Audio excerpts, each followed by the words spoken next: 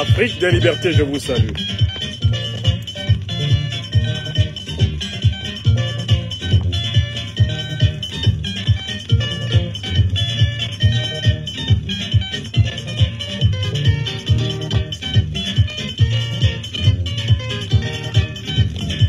Afrique des libertés, bonjour.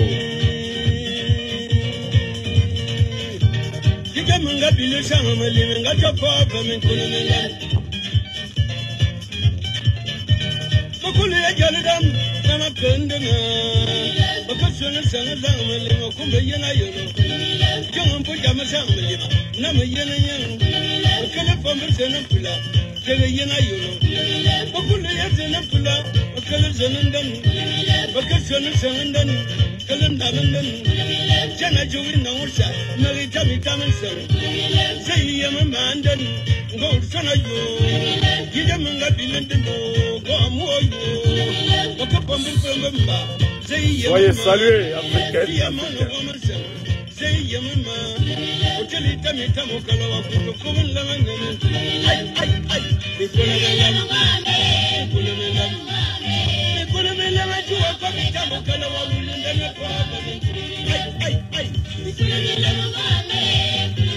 Je vous salue à travers l'Afrique. Je vous salue à travers les diasporas africaines.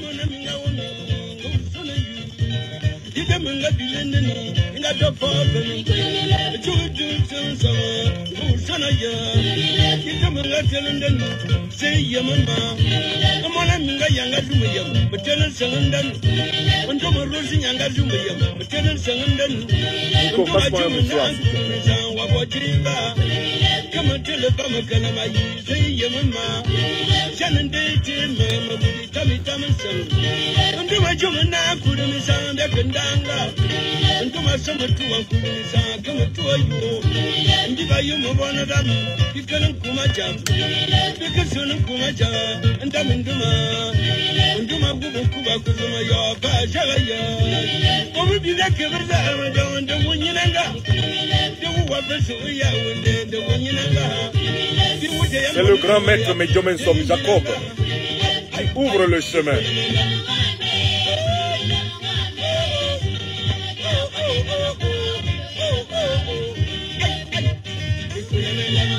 Soyez salués. Soyez salués à travers le monde.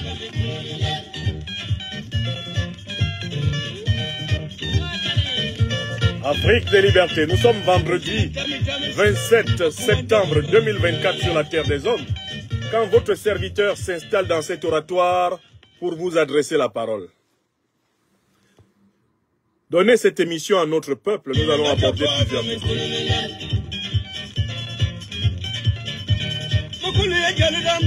Il s'appelle Medjomen Som Jacob. Là, c'est la musique du pays fond, la musique bantou.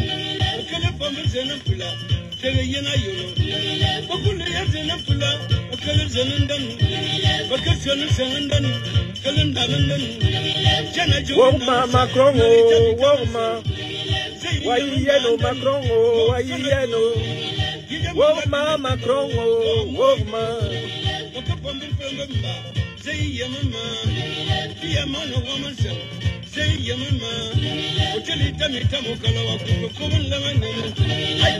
Dédicace spéciale à notre ami, à notre sœur bien-aimée, à notre militante, à notre camarade, Nana Alka Fofana, grande fille de la Guinée, grande femme de l'Afrique, qui nous a quittés et qui est en train de rejoindre nos ancêtres en Afrique de l'Ouest. Nana Alka Fofana, voyage en paix, ma soeur bien-aimée, ma conseillère. Grand soutien de l'Afrique des libertés, passionné des conférences de nos chaînes Facebook et YouTube. Sois béni, sois béni, sois béni, Nana Alka Fofana. Quelle mort surprenante, quel arrachement, quelle douleur. Toutes mes condoléances à la grande famille Fofana de Guinée, à tes frères et sœurs, à ta sœur Massiré Fofana, à ta fille que tu laisses, à ton époux, toutes mes condoléances à tous les êtres qui te sont chers en ce monde. Nous perdons en toi, Nana Alka Fofana, une dame de cœur, une femme précieuse, une femme de courage et de loyauté.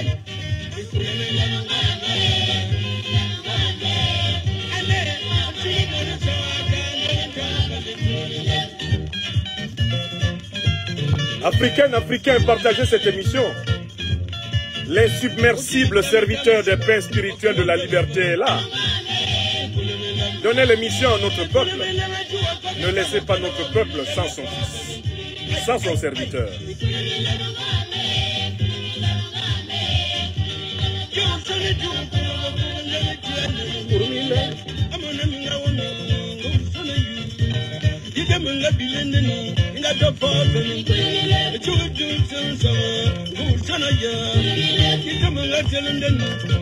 Portez-vous bien où que vous soyez à travers le monde. Soyez bénis.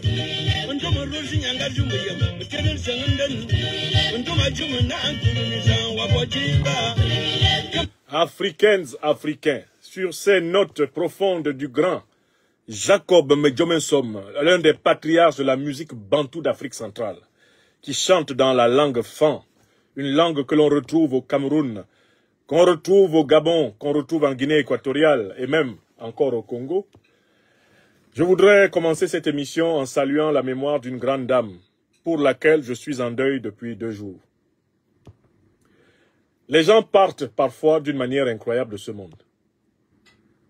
J'avais échangé avec cette militante, ce soutien ardent, il y a à peine 2 semaines, par vidéoconférence.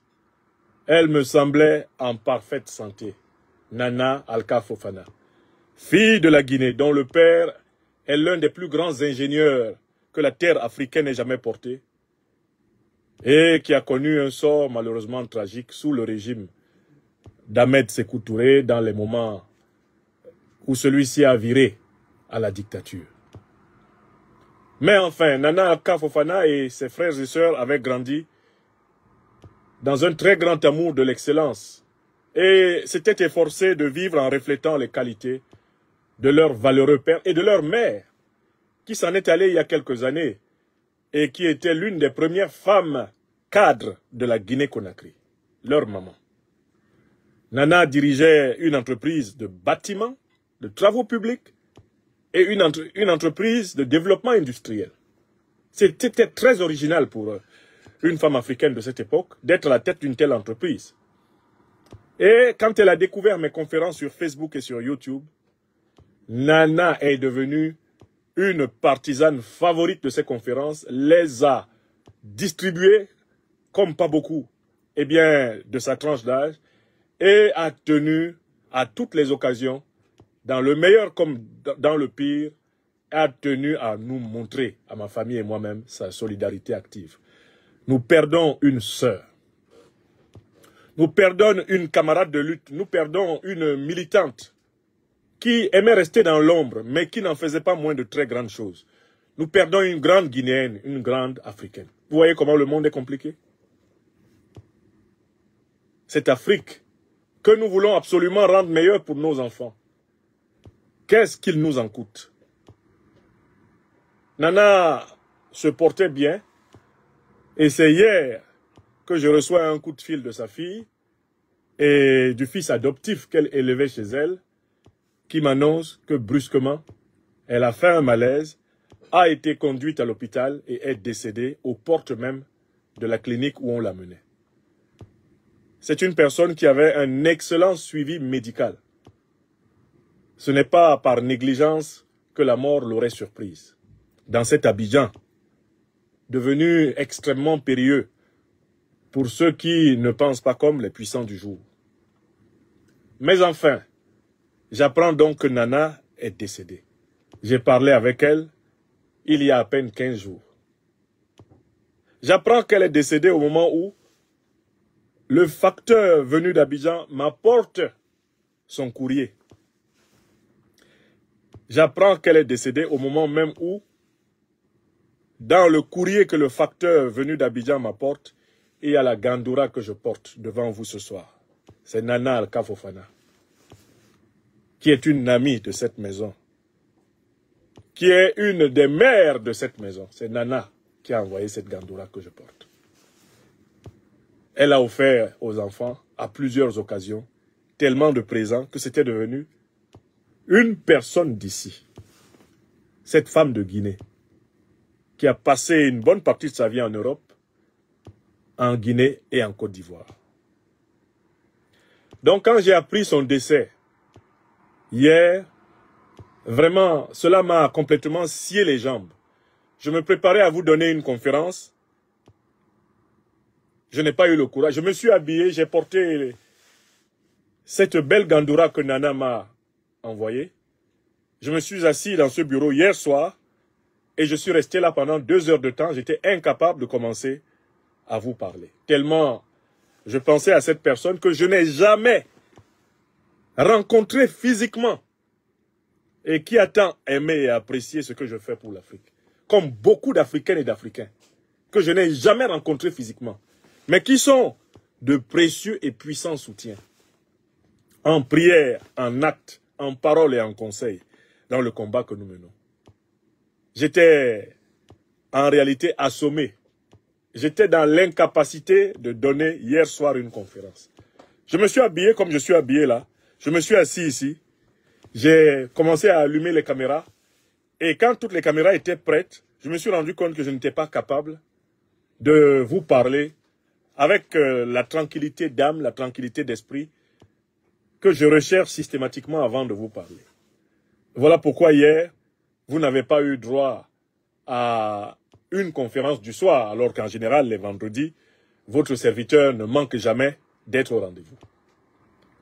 Mais c'était parce que je voulais consacrer un moment de recueillement pour notre sœur bien-aimée, cette camarade, cette militante, cette bonne conseillère, cette femme d'une générosité exceptionnelle. Je tiens à le dire, il faut que la famille, les enfants, les frères, les sœurs de Nana Alka Fofana soient fiers d'avoir connu cette personne. Tous ceux qui l'ont rencontrée et qui l'ont pratiquée disent d'elle les qualités que je dis ce soir. Ce n'est pas parce qu'elle est morte que je dis du bien d'elle. D'ailleurs, de son vivant, elle n'aurait pas accepté que je dise ce que je dis actuellement. Elle n'aurait pas accepté que je dise publiquement du bien d'elle. Elle aurait préféré recevoir mes éloges de façon discrète. Elle n'aimait pas que je parle publiquement d'elle. Parce qu'elle avait une très grande pudeur et préférait faire valoir efficacement ses qualités au lieu de les faire vanter. Mais je suis dans l'obligation morale de saluer la mémoire de cette personne. Parce que je suis quelqu'un qui est admiratif des bonnes personnes. Quelle que soit leur couleur, quelle que soit leur nationalité, quel que soit leur continent. Quand je rencontre une bonne personne, je garde précieusement cette bonne personne dans mon cœur. Car dans l'éducation que j'ai reçue, dans la réflexion que j'ai menée, j'ai compris que la reconnaissance, l'estime, le fait de saluer les qualités et les mérites de l'autre étaient des conditions pour grandir nous-mêmes. On ne peut rien être si on ne reconnaît rien à l'autre. On ne peut rien être si on ne sait pas dire merci.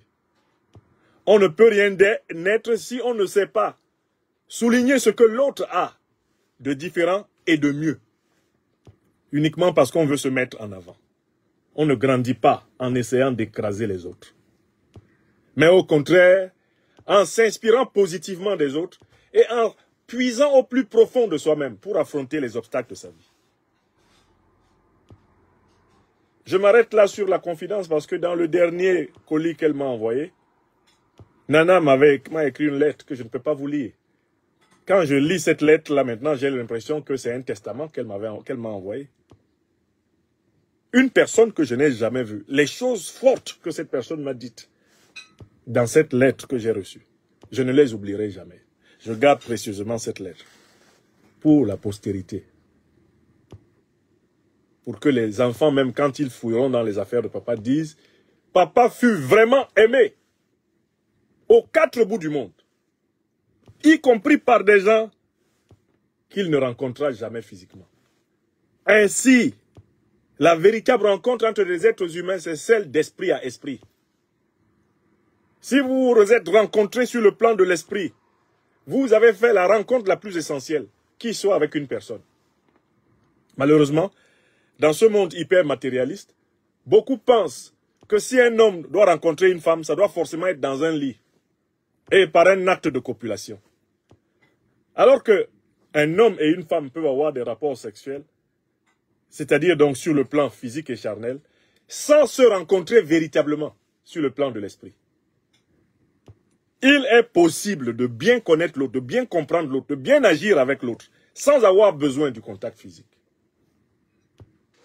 La puissance de la communication des réseaux sociaux, l'enseignement des réseaux sociaux, est là pour nous montrer que, s'ils sont bien utilisés, ils peuvent unir la communauté africaine. Nous possédons ici un outil extrêmement important. Vous comprenez pourquoi le dictateur Macron veut tout faire pour me chasser des réseaux sociaux. Parce qu'il a compris que moi, j'ai compris l'alchimie des réseaux sociaux. Je l'ai même comprise avant lui. Lui, il était même encore sur les bancs. Je savais déjà que l'avenir serait sur les réseaux sociaux. Et ici, nous pouvons tisser des liens de fraternité, des liens de solidarité, qui ne seront certes pas physiques, mais qui seront très efficaces, si nous avons compris ce que nous devons faire, ce que nous pouvons faire. L'exemple de Nana Alka Fofana, que je n'ai jamais rencontré, et qui est devenue une personne connue de tous les miens, comme une personne qui fait partie des miens. Cet exemple vous prouve que si vous faites le service de la collectivité, le service de l'humanité, le service des vôtres, avec vérité, avec justice, avec compassion, vous serez toujours reconnu et salué, vous serez toujours soutenu et aimé, vous serez toujours félicité, vous serez au cœur des prières de gens incroyables, aux 4 bouts de aux 4 coins de la terre, comme on dit. Oui, parfois nous sommes assis et nous sommes dans des situations très difficiles qui se débloquent. Mais pourquoi le Tout-Puissant et nos ancêtres angélisés interviennent-ils? Mais sans doute parce qu'au moment même où ces situations se débloquent, partout sur la terre, il y a des hommes et des femmes qui prient et qui agissent pour que cela soit possible. Oui, j'atteste de ce miracle. Je l'ai vérifié plusieurs fois dans ma vie et dans plusieurs pays par lesquels je suis passé. Si tu agis bien envers les gens, si tu touches le cœur des gens, les simples prières que les gens disent dans leur chaumière. L'autre jour, quand j'étais au Mali, je reçois un coup de fil à 1 heure à laquelle, heureusement, je n'étais pas saturé.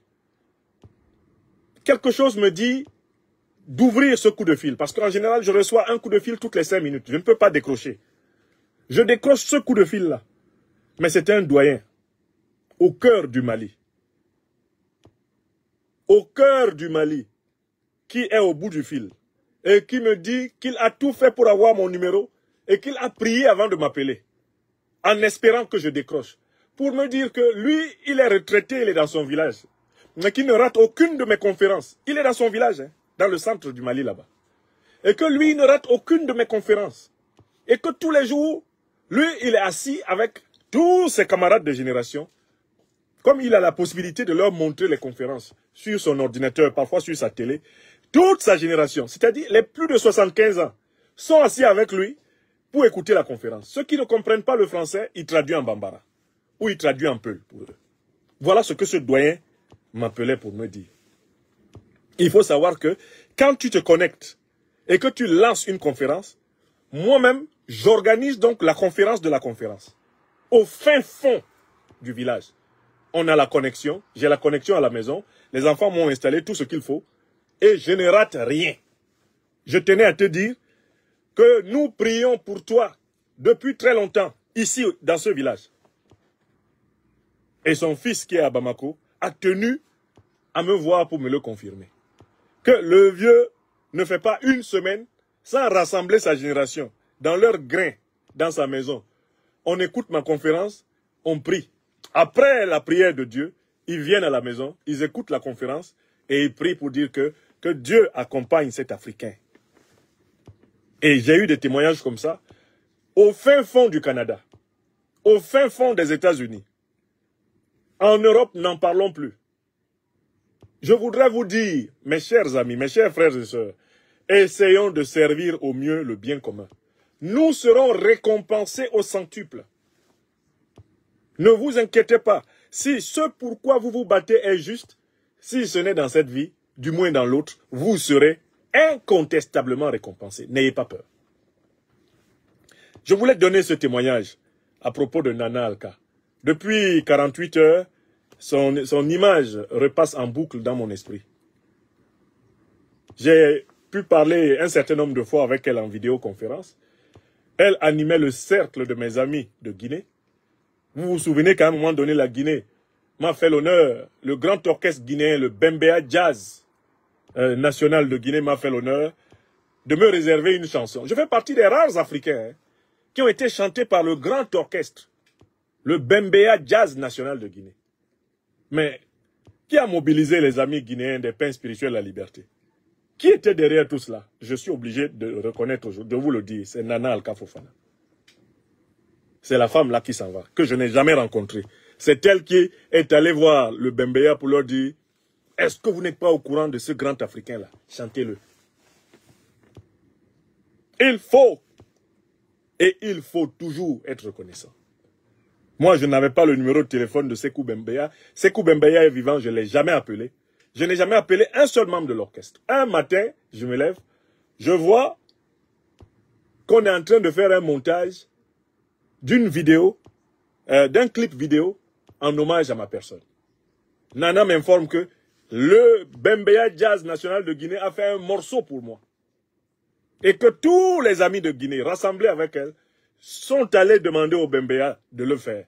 Le Bembea même, le doyen Sékou Bembea est allé regarder certaines de mes vidéos pour s'inspirer et faire la musique. Voilà comment c'est arrivé.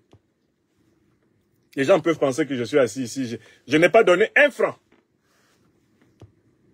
Faut pas que je mente. On ne ment pas sur les morts. Hein. C'est Nana et ses camarades et ses amis de Guinée qui se sont occupés avec le Bembea Jazz national de Guinée de produire cette œuvre-là. Il faut que vous le sachiez. Et voilà pourquoi quand je vous dis que cette femme soit bénie, c'est parce qu'elle a accompli des œuvres. Alors, beaucoup de personnes qui l'ont rencontrée vous diront des témoignages comme le mien, Nana Alka Fofana. Parce que j'ai fait la connaissance de beaucoup de gens qui l'ont connue. Il n'y a pas une seule personne qui ne dise cela. C'était une personne exceptionnelle. Et en même temps, elle avait une curiosité intellectuelle débordante. Elle continuait à prendre des cours d'université. Ces dernières années, à largement plus de 50 ans. Elle continuait à prendre des cours d'université. Elle payait des profs pour venir lui enseigner certaines théories qui l'intéressaient. Elle avait une curiosité intellectuelle littéralement d'enfant. C'est extraordinaire. Donc, pour ma part, je considère qu'elle a vraiment accompli sa mission terrestre. Et j'aimerais que vous vous joigniez à moi pour souhaiter nos condoléances les plus attristées, les plus fraternelles, à la grande famille Fofana de Guinée, de Côte d'Ivoire, à la grande famille Fofana dans le monde, qui, une fois de plus, est meurtrie, à sa petite sœur Massiré, que j'ai vue une ou deux fois en vidéoconférence grâce à Nana, à sa fille, que j'ai vue, en fait, pour la première fois avant-hier, puisque hier, c'est elle qui m'a donné l'information du décès de Nana la veille. Vraiment, je leur souhaite beaucoup de courage. Je sais ce que c'est que perdre une mère, un frère, je sais ce que c'est. Et ça va être des moments très douloureux, mais la force de la foi devrait les aider à aller plus loin. Voilà pour ma première obligation. Je tenais vraiment à partager cette émotion profonde avec chacune et chacun d'entre vous et ma reconnaissance à cette grande militante, à ce grand soutien de l'Institut de l'Afrique des Libertés qui s'en va. Je suis très fier d'elle, je suis heureux d'avoir fait sa connaissance et je m'unis en prière à tous ceux qui vont l'accompagner pour la mettre en terre.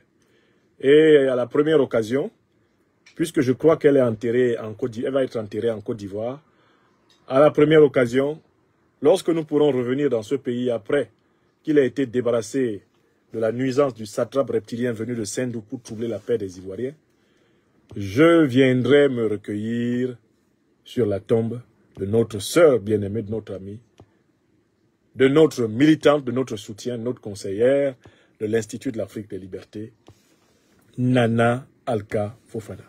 Paix à son âme, paix à son âme. Nous allons poursuivre le programme de cette rencontre.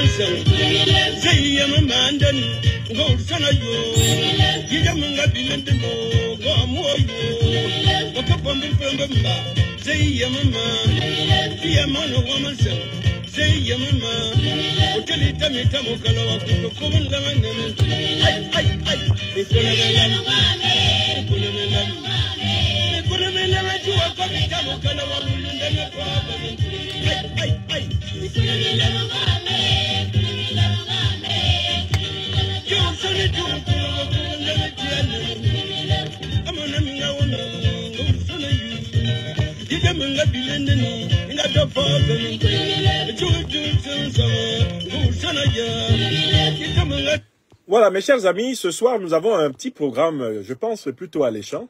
Après cet hommage à cette grande militante, à cette fidèle de nos réseaux sociaux, à cette camarade, à cette amie, nous allons continuer l'œuvre par laquelle nous avons rencontré cette formidable personne et que nous accompagnons maintenant à sa dernière demeure. Nous allons poursuivre cette œuvre et c'est ce qu'elle voulait. Dans le message qu'elle m'a envoyé, elle souhaitait que je continue à enseigner aux Africains ce que je sais, que je continue d'être celui que je suis, même si elle était très inquiète pour moi, me prodiguant force conseils de prudence, de retenue, de modération. Elle savait mon amour pour l'Afrique.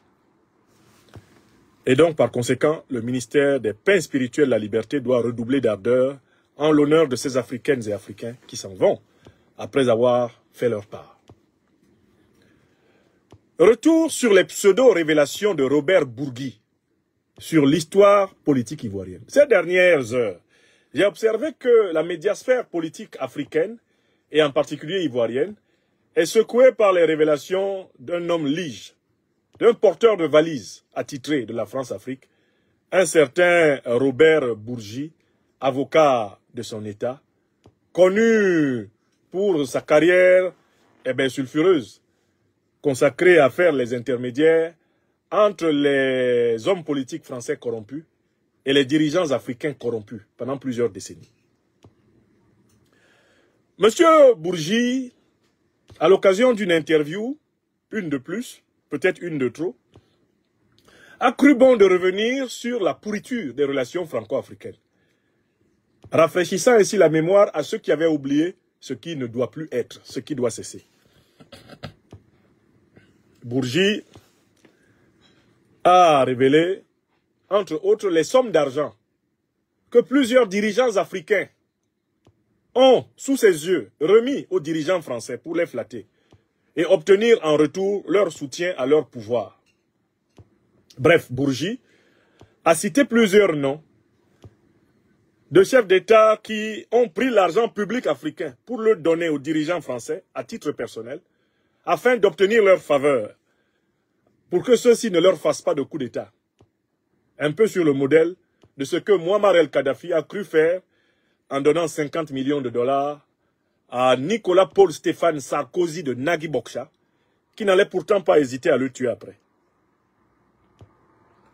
Bourgi a égrené sa traditionnelle liste en tant que porteur de mallettes attitrées de la France-Afrique. Et il est allé plus loin. Si je récapitule ces déclarations. Il est revenu sur l'élection présidentielle de 2010 en Côte d'Ivoire pour dire que c'est le président Laurent Gbagbo qui l'a gagné et que Alassane Dramane Ouattara avait perdu. Mais Bourgui, beaucoup n'ont pas eu toute l'attention de bien écouter ce qu'il a dit. Il a dit selon le Conseil constitutionnel. Donc, à ceux qui n'entendent pas bien, je demande d'aller réécouter Bourgi. Parce que c'est un malin, c'est un grand roublard. Il a dit, selon le Conseil constitutionnel, c'est Laurent Gbagbo qui avait gagné. Et puis de révéler ses conversations avec Nicolas Sarkozy, de révéler comment les affaires de valises se géraient. Parfois même, on mettait l'argent dans les djembés pour que Dominique de Villepin et puis Chirac récupèrent l'argent. Ça se cachait dans les djembés. Bref, en fait, comme on le dirait chez nous à Abidjan, Robert Bourgui a cassé les papous et a montré que la relation politique franco-africaine est une pourriture absolue depuis De Gaulle et Foccart, pratiquement jusqu'à aujourd'hui. Beaucoup sont venus sur mes pages sur les réseaux sociaux pour me dire « Ah, voilà ce que Bourgi a dit. À l'époque, vous souteniez Ouattara, puisque vous êtes l'ami de Soro. Voilà donc ce que Bourgi a dit. Qu'est-ce que vous dites alors maintenant? Finalement, Laurent Gbagbo a-t-il gagné ou non les élections de 2010? Voilà la question que certains provocateurs sont venus me poser. Mais ils viennent me poser cette question comme si ils ne me connaissent pas. Est-ce que moi j'ai peur de dire ce que je pense? Si je peux dire ce que je pense à M. Macron, vous pensez que j'ai peur de dire ce que je pense à qui? Je peux dire ce que je pense à M. Paul Biya, qui tient en otage mon pays natal, à qui je ne peux pas dire ce que je pense. Donc je vais répondre à ça, mais d'une manière analytique, de telle façon que tout le monde évite les pièges qui nous sont tendus par Robert Bourgi. Parce que je vous dis que Bourgi a été envoyé pour nous piéger. Nous piéger en Côte d'Ivoire, nous piéger en Afrique. Quand celui-là sort, sachez qu'il y a une mission. Donc voici mon analyse des propos de Robert Bourgi. D'abord, comme l'a dit notre sœur bien-aimée, Madame Geneviève Bro-Grébé, dites à Robert Bourgi qu'il ne nous apprend rien de nouveau. Parce que les gens se comportent comme si Bourgi avait dit quelque chose qu'il n'avait jamais dit. Il a déjà dit tout ça. Ce qu'il a dit là, il a déjà dit ça. Maintenant, deuxième point. Mais pourquoi Bourgi parle-t-il? Qu'est-ce qui amène souvent Bourgi à parler? Il y a deux choses qui sont les motivations de Bourgi. Celui-là, le Robert. Il y a deux choses qui le motivent à parler. Et derrière ces deux choses, il y en a toujours une. Systématiquement. Il y a deux choses qui motivent Bourgi à parler. Et derrière ces deux choses, il y en a toujours une. La première chose qui le motive à parler, c'est une mission des renseignements généraux français, avec lesquels il est resté étroitement lié, en tant qu'homme traditionnel de la France-Afrique. C'est un homme hyper renseigné, il est dedans. Comme on dit dans la langue des renseignements généraux, Bourgi est un homme embedded, il est couché dans les renseignements généraux français, depuis longtemps. C'est un peu comme les gens comme les Marwan Ben Yamed, les journalistes, un certain nombre de journalistes de RFI France 24, comme les, comment ils s'appellent, les Nassim, Wassim Nasra, hein, Christophe Boisvouvier. Vous ne pouvez pas penser que ce sont des gens qui sont seulement au niveau de la performance professionnelle. Ils bénéficient de confiance du système pour lequel ils travaillent. Bon. Donc Bourgi, quand il sort pour parler, sachez qu'on l'a envoyé. Et du coup, vous devez vous poser la question, pourquoi l'a-t-on envoyé? Quelle est la mission de Robert Bourgi? Eh bien, je vous précise sa mission. Ceux qui l'ont envoyé pour tout faire pour salir de la même façon toute la vieille classe politique ivoirienne. Entendez? Salir de la même façon Alassane Dramane Ouattara, le satrape reptilien venu de Sendou pour troubler la paix des Ivoiriens. Et ayant renié notre belle terre burkinabé de Sendou pour troubler toute l'Afrique avant d'être bientôt dégagé. Bourgi est chargé de salir Ouattara en même temps que Laurent Gbagbo. C'est pour ça qu'il rappelle que le président Gbagbo aurait remis à Jacques Chirac la somme de 3 millions de dollars pour que Jacques Chirac protège son pouvoir. Bourgi ne cite pas le nom du président Gbagbo par hasard. C'est pour dire que lui aussi il a corrompu. C'est pour dire que le président Gbagbo a corrompu Chirac. Parce que Gbagbo voulait que Chirac le soutienne pour qu'il soit toujours président de la Côte d'Ivoire. Si Bourgi cite le nom du président Gbagbo, c'est parce qu'il veut le salir au passage. Et puis, il veut salir Alassane Dramane Ouattara. Pourquoi? Parce que Alassane Ouattara, c'est un vieux chiffon de la France-Afrique. Ils ont fini de l'utiliser. Quand ils ont fini de l'utiliser, c'est comme ça qu'ils font. C'est comme ça qu'ils ont fait à Mobutu. C'est comme ça qu'ils ont fait à Mobutu. Ils l'ont déposé, il a fui. Ils sentent qu'il va y avoir un changement politique en Côte d'Ivoire. Comme on dit chez nous à Abidjan, Choko Naka Chaka. Il va y avoir un changement politique en Côte d'Ivoire. La France-Afrique le sait. Et elle a décidé d'anticiper, un peu comme elle a fait au Gabon. Ils sont en train de préparer un coup d'État néocolonialiste en Côte d'Ivoire. Vous comprenez? Ils préparent un coup d'État néocolonialiste en Côte d'Ivoire, du style de celui qu'ils ont fait, au Gabon, où ils ont envoyé Oligui Nguema renverser Ali Bongo pour que le pouvoir reste entre les mains de la France-Afrique. Parce que dans cette affaire-là, le pouvoir risquait de leur glisser les mains encore et se retrouver dans les mains d'officiers révolutionnaires panafricanistes du Gabon. Astaghfirullah. La France-Afrique s'est précipitée, elle a fait son propre coup d'État. Elle a fait son auto-putsch. Est-ce que vous comprenez? Eh bien, si vous avez compris le modèle gabonais, et d'une certaine façon, si vous avez compris le modèle même qui se déploie maintenant en Guinée, avec le colonel Mamadi Doumbouya, qui affiche très clairement maintenant son rôle d'agent de l'OTAN et de la France-Afrique. Vous comprenez que le coup d'État a été fait contre Alpha, parce que Alpha commençait à trop s'éloigner de la France-Afrique, qui avait été sa parraine pour qu'il prenne le pouvoir. Alpha Condé s'éloignait trop, la France-Afrique lui a fait un coup d'État pour recadrer le pouvoir et le mettre entre les mains d'un de ses éléments. C'est ça le coup d'État de Guinée. C'est vrai que le président Mamadi Doumbouya a rendu un certain nombre de services à l'Alliance des États du Sahel. Voilà pourquoi moi je lui ai épargné une partie de mes critiques. Mais maintenant, il y a suffisamment d'éléments pour établir qu'il est un suppôt de l'OTAN. Je dis bien un suppôt, c'est ce qu'il est. D'accord? Et on sait donc qu'il a fait ce coup d'État-là, c'est l'OTAN qui l'a envoyé. Renverser Alpha Condé, parce qu'Alpha Condé prenait au sérieux son projet souverainiste. Mais il n'avait pas pris la peine de s'assurer que le peuple guinéen était derrière lui. Alpha Condé a voulu faire une révolution en Guinée sans le peuple guinéen. Voilà pourquoi il est tombé. Parce que si Alpha était vraiment un révolutionnaire, il n'aurait pas cherché à confisquer le pouvoir, il aurait préparé quelqu'un dans son camp à affronter les élections présidentielles sur le thème de la souveraineté, sur le thème de la souveraineté retrouvée. Le candidat d'Alpha Condé aurait gagné les élections. Et Alpha Condé serait aujourd'hui un grand sage de la République de Guinée, assis à Conakry. Mais comme monsieur est un narcissique, il a attrapé la dictatorite, la maladie de la présidence à vie, là où il s'est assis là, il ne voulait plus penser qu'il peut quitter le pouvoir. Pourtant, Alassane Ouattara l'avait prévenu. Quand il disait, il faut couper le cordon ombilical, il faut couper le cordon ombilical. Alassane Ouattara lui a dit, on t'entend à Paris, hein. Alpha. On t'entend jusqu'à Paris. Ça s'est passé en Mondovision. Hein.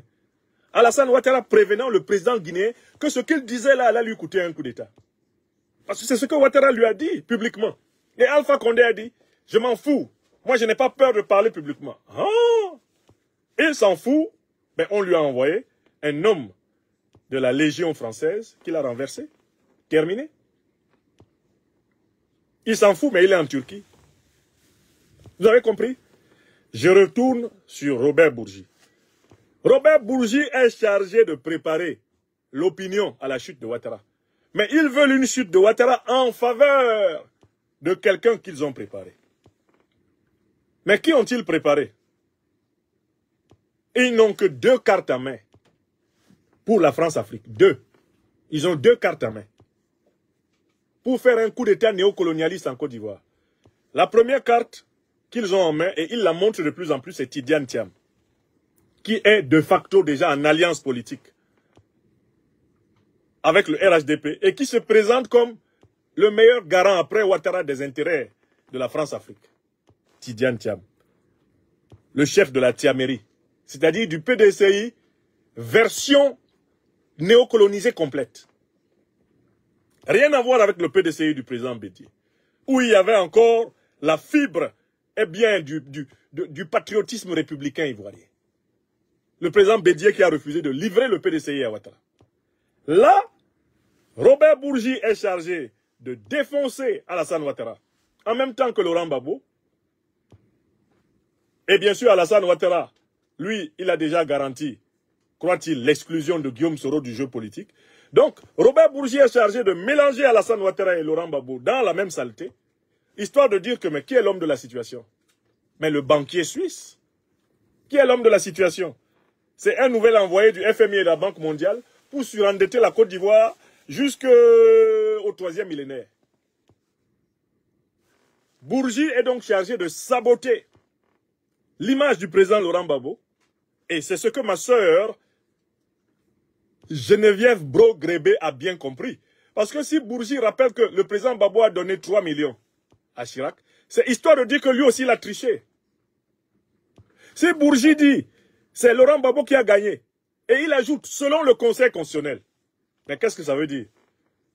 Nous étions tous sur la terre. Le Conseil constitutionnel a dit que le président Gbagbo a gagné. Tout le monde le sait que le Conseil constitutionnel l'a dit. Mais qu'est-ce qui s'était passé à l'époque? Il y avait 6 ou 7 régions du nord de la Côte d'Ivoire qui avaient été retranchées du décompte du vote. C'est à la suite de cela que le président Gbagbo a été déclaré vainqueur. Parce que ces régions étaient réputées avoir été de théâtre d'irrégularité. C'est ça la décision qui a été prise par Paul Yaoundé. Donc, en effet, oui, le Conseil constitutionnel a dit à Ouattara qu'il avait perdu. Tout le monde le sait. Même Ouattara sait que le Conseil constitutionnel lui a dit qu'il avait perdu. Lui qui prétend aujourd'hui que les décisions du Conseil constitutionnel sont insusceptibles du moindre recours. Si Alassane Ouattara avait été légaliste, il n'y aurait pas eu de crise post-électorale en Côte d'Ivoire. Même si il y avait 6 régions du Nord qui avaient été exclues du vote, si Alassane Ouattara disait « Ah, moi je suis un légaliste. J'ai fait Washington, j'ai fait Londres, moi je n'aime pas le sang. » Si c'est ce qu'il avait dit là, il n'y aurait pas eu de crise post-électorale.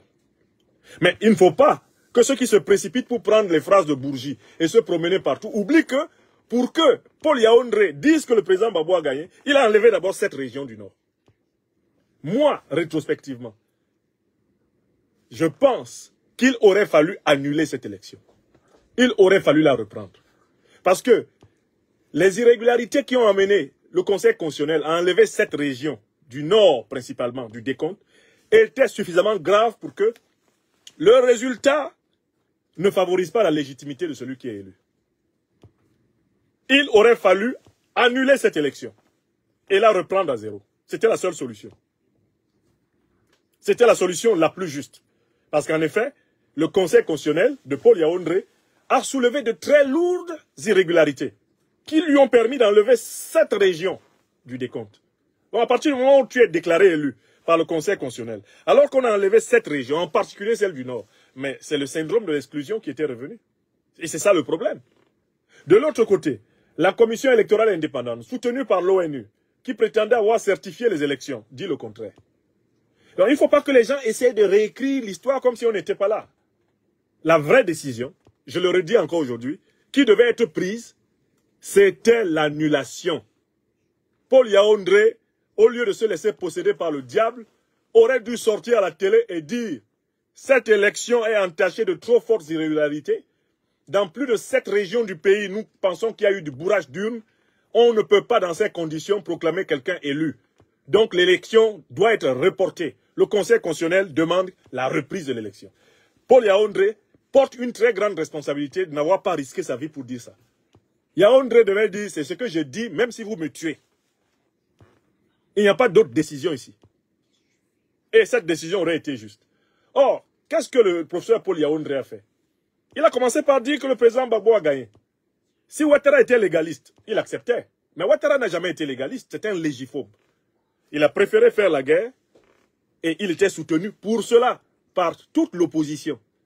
Les gens pensent toujours que Alassane Ouattara était soutenu exclusivement par Guillaume Soro et les forces nouvelles pour forcer Laurent Gbagbo à donner le pouvoir. Mais Alassane Ouattara n'était pas soutenu que par Guillaume Soro. Il était soutenu par le président Aimé Henri Konan Bédié. Il était soutenu par le PDCI qui nous traite de rebelles, là. Nous les camarades, les compagnons de Guillaume Soro. Parce que Guillaume Soro a fait le coup d'État de 2002. Et a soutenu Ouattara en 2010. On veut faire comme si rebelle, là, ça s'applique seulement à Guillaume Soro et à ses camarades de GPS. Mais le PDCI, là, il était dans la rébellion avec les forces nouvelles. Moi, je n'ai jamais été membre des forces nouvelles. Hein. J'étais en France. J'étais installé en France depuis 2000. Il ne faut pas que vous me donniez une fonction que je n'ai jamais eue. Je n'ai jamais été membre des forces nouvelles.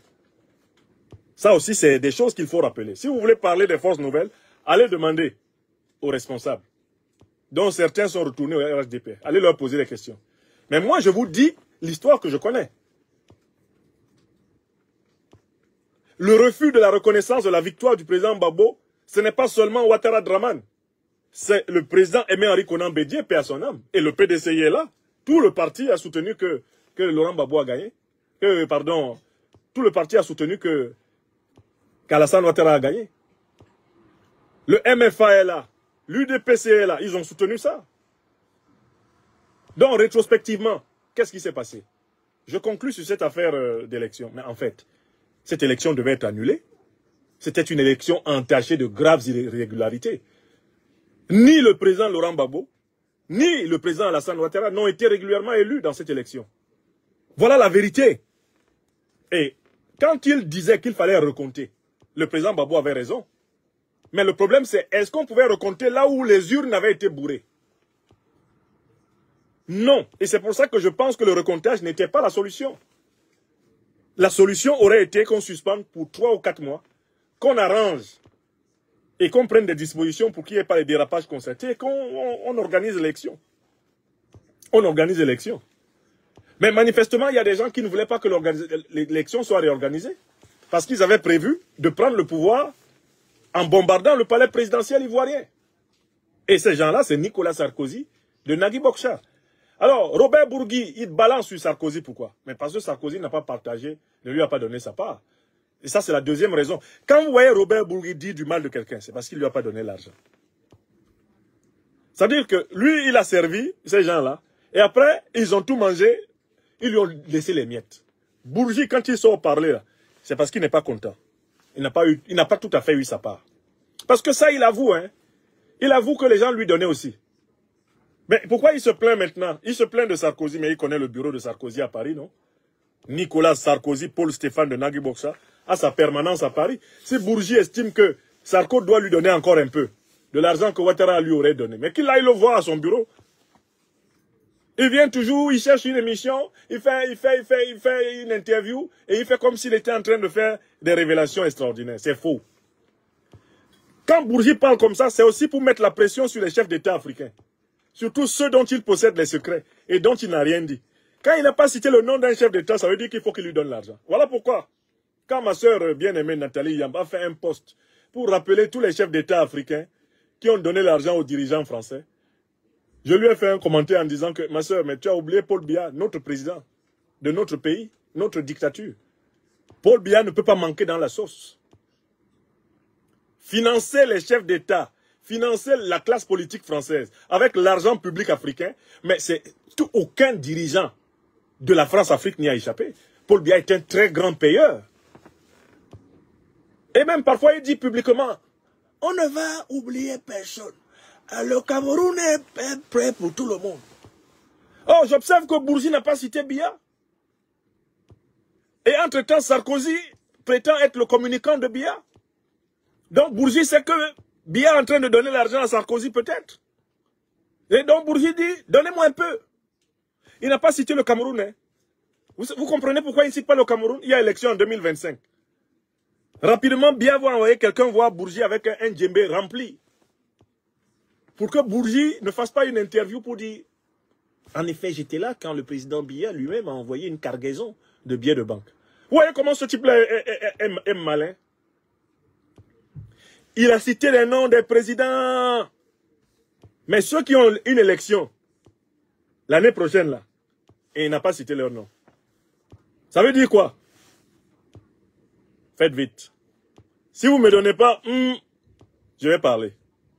Parce que c'est de ça que lui, il a vécu. C'est de ça qu'il a vécu. Est-ce que Robert Bourgi vous a produit quoi? Des livres? Il a produit des conférences? Il a produit des concepts? Ce n'est pas un intellectuel. Robert Bourgi, c'est l'homme des mallettes. C'est-à-dire que c'est le médiateur des mallettes de la corruption france-africaine. C'est là-dedans qu'il a prospéré. Et quand les périodes électorales apparaissent, il vient et il commence. Oh, j'étais là. Il y avait l'argent dans les djembés. Dominique de Villepin a soulevé. Et lui, il attaque toujours ceux qui sont en position de faiblesse. Hein. Quand tu es en position de force, il ne cite pas ton nom. Quand tu es possiblement en capacité de l'appeler pour lui donner l'argent, il ne cite pas ton nom. Il ne cite pas ton nom. Donc j'ai remarqué que, mais, où est le nom de Paul Biya dans la liste? C'est pas possible qu'on fasse une longue liste des gens qui donnent l'argent pour corrompre les dirigeants français. Et on oublie l'un des grands donateurs. Paul Biya, qu'est-ce qu'il n'a pas donné aux dirigeants français? Et lui, il donne à gauche et à droite. Hein? Tous les dirigeants là, de la France-Afrique, ils donnent à gauche et à droite. Parce que dans tous les cas, ils se disent que mais, celui qui gagne pourra être reconnaissant. Je donne à la droite, je donne à la gauche. Même s'il faut donner à Marine Le Pen, je donne aussi. Comme ça, dans tous les cas, je contrôle celui qui est à l'Élysée. Est-ce que vous êtes en train de comprendre? Je vous explique le comportement de Bourgi. Hein. Et puis, en dernière analyse, tout ce qu'il fait profite toujours au plan tactique du néocolonialisme français. Quand vous le voyez sortir comme ça, il a une mission. Et comme le dit le président Laurent Gbagbo, ce malin de Bourgi, quand tu l'envoies, il sait s'envoyer. Donc, on l'envoie fragiliser le président Gbagbo, présenter le président Gbagbo comme un corrupteur. On dit, profite-en pour taper sur Ouattara. Ce qui va faire que tout le monde va dire, oh, Tidiane, le bureaucrate, oh, le brillant polytechnicien, oh, le chef du Crédit Suisse, c'est lui qui peut... Ah, le doux Tidiane, c'était quel agneau, ce géant sénégalo-ivoirien. Oh, oh, qu'est-ce qu'il est beau. Dans tout ça, ils parlent comme ça. Hein. C'est pour préparer le savon. Mais s'ils ne peuvent pas placer Tidiane, ils veulent organiser un coup d'État militaire par un officier au service de la France-Afrique, comme Oligui Nguema au Gabon. Écrivez ça. Moi, je vous dis souvent mes choses. Quand ça arrive, vous venez dire ici, ah, grand prof, tu avais dit. C'est ce que je vous ai dit. Toutes les manœuvres de Bourgi ont pour but de préparer les esprits à un coup d'État néocolonialiste, soit civil, en faveur de Tidiane Thiam, soit militaire, en faveur d'un soldat, d'un officier aux ordres de l'OTAN. Parce qu'eux, ils ont un seul problème. Il ne faut pas que la Côte d'Ivoire leur échappe, comme le Mali leur a échappé, comme le Burkina leur a échappé, comme le Niger leur a échappé. Est-ce que c'est clair pour tout le monde maintenant? Bon, vous comprenez pourquoi ils ne veulent pas que je parle sur les réseaux sociaux? Parce que quand je viens parler, je vous ouvre les yeux, pour ceux qui dormaient. Maintenant, vous avez compris pourquoi Bourgi sort? Pourquoi on lui donne tous les médias? Pourquoi tous les médias de la France-Afrique sont à sa disposition? Vous avez compris pourquoi il sort? On l'a envoyé. Et dedans, il s'envoie. Il cite certains noms, il oublie d'autres. Les chefs d'État dont il a oublié les noms, après il appelle leur cabinet. Vous avez remarqué, hein, quand j'ai parlé sur France 24, sur TV5, j'ai pas cité le nom du président Biya. Hein. Vous avez remarqué, hein, c'est pas un oubli. Hein, c'est pas un oubli. Vous avez compris? C'est ça leur problème. C'est dans ça, là, ils mangent. Ils mangent dans les oublis tactiques. Voilà. Et donc, le cas Bourgi est éclairé. Ce qu'ils ne veulent pas, c'est que l'homme politique ivoirien, le plus engagé au cœur de l'alliance des États du Sahel, ils ne veulent pas qu'il prenne le pouvoir en Côte d'Ivoire. Quel est l'homme politique ivoirien qui est maintenant à Bamouania? Quel est l'homme politique ivoirien qui est prêt à engager pleinement la Côte d'Ivoire dans la Confédération, l'Alliance des États du Sahel, dans une coopération étroite? Quel est cet homme politique? À tout prendre, il y en a deux. Mais le premier, c'est celui qui vit là-bas à Bamouania. C'est Guillaume Soro. Il a été le premier à prendre fait et cause pour l'AES. Il a pris fait et cause pour le Burkina, le Mali, le Niger, quand ils étaient même dos au mur. Nous autres, on est allés là-bas quand il y avait embargo. On n'a pas attendu. On est allé là-bas quand c'était interdit d'aller au Mali. On s'est levé ici, on est allé. Il fallait se lever pour entrer au Mali en février 2022. C'est là où on disait tu es garçon. Quand le monde entier disait, oh, si tu vas là-bas, ça veut dire que tu es contre nous. Nous, les compagnons du leader Guillaume Soro, on est allés là-bas. Oh, si vous allez en Russie, vous allez voir. Pourquoi? Nous ne sommes pas des Africains à qui on dit où ils doivent aller. Moi, je suis allé. J'ai le droit. Ça, c'est pour montrer aux Africains que c'est possible. Faites-vous respecter. Si vous ne vous faites pas respecter, on ne vous respecte pas. Si dès qu'on fait tu t'évanouis. Mais les gens qui sont derrière toi, ils vont faire comment? Quand on va faire ha. Donc, en fait, ils ont un problème. Ils ne veulent pas que Laurent Gbagbo et Guillaume Soro soient candidats à l'élection présidentielle 2025. Et les révélations de Bourgi ont pour but de cornériser l'opposition intérieure, incarnée par le président Laurent Gbagbo, et l'opposition placée à l'extérieur, dont le leader est Guillaume Soro. Il faut que ces deux leaders-là, de la véritable opposition à Ouattara Draman, il faut qu'eux, ils soient écartés. Et qu'on organise une fausse rivalité entre la Ouattari et la Tiameri. Voilà le plan. Voilà le plan. Celui qui n'a pas compris ça, dort en classe au premier banc. Nyambou Mamé, Ninorme Longueur, Osengi Boam, Ojoua, Alamawe Zoni. Voilà. Bon, dans ces conditions, non, les révélations de Bourgi, on n'en a rien à foutre. Qu'est-ce qu'il peut nous dire de nouveau? Lui-même, il est corrompu. S'il était courageux, il devrait aller dans un tribunal, se faire arrêter et emprisonner pour tout l'argent africain dans lequel il s'est baigné. Il devrait avoir honte même de parler, Bourgi. Il a mangé à tellement de râteliers, tellement de sales râteliers, qu'il ne devrait même plus sortir à la télé. Donc il essaye de venir, à travers ces révélations, comme il voit aussi qu'il y a un rapprochement qui se fait entre le PPACI et GPS, pour que nos leaders soient candidats en 2025, ils viennent remuer le couteau dans la plaie de 2010 pour nous diviser. Et je m'adresse aux militants du PPACI, surtout sur les réseaux sociaux. Ne tombez pas dans le piège qui vous est tendu. Ils reviennent dessus pour que vous veniez sous nos pages. Ah, vous les soroïstes. Maintenant, vous avez vu ce que Bourgi a dit, vous dites quoi? Le but, c'est de créer des palabres entre nous. Parce que si nous nous fragilisons, nos deux leaders, déjà, ils ne sont pas dans les listes électorales. Alassane Ouattara ne veut pas qu'ils soient candidats. Si vous tombez dans ce piège, vous, nos camarades du PPACI, vous-même, mes camarades de GPS, si vous tombez dans le piège de vous chamailler avec les pro-Gbagbo, à cause de l'affaire de 2010, l'objectif visé par la France-Afrique sera atteint. On a envoyé Bourgi pour nous mélanger. C'est un marmailleur. Bourgi, c'est un marmailleur blanc. Ne tombez pas dedans.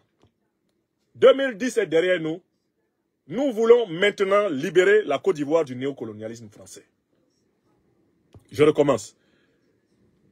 Ivoirienne, Ivoirien, camarades du PPACI, camarades de Génération et Peuple Solidaire, le piège que Bourgi nous tend, montrons que nous sommes intelligents.